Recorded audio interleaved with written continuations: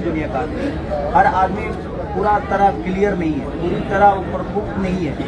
हमें हमारे अंदर भी कभी सबके अंदर थोड़ी थोड़ी चीजें है जो कि सभी को पूरा करने के लिए कभी हम इनसे सीखते हैं, ये कभी हमसे सीखती हैं।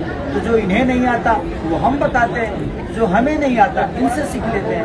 तो हर आदमी को कहीं ना कहीं सीखना चाहिए और हम सबको सीखते सीखते ही जीवन को चलाना चाहिए।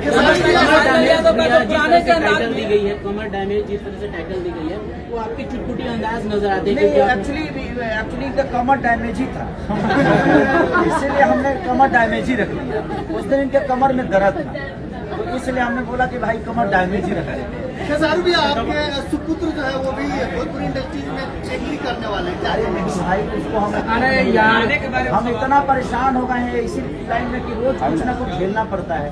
मेरा बेटा से नहीं झेल पाएगा, वो सुख में पला है, दुख में पला हूँ तो मुझे पता है परदेश कितना कष्ट होता है। बट मेरा बेटा सुख में पला है, उसको इसमें डाल दूंगा परेशान हो जाएगा, पागल हो जाएगा। आपसे सवाल रहेगा जिस तरह से खेसारी जी के साथ नजर आ रही है गाना तो हमने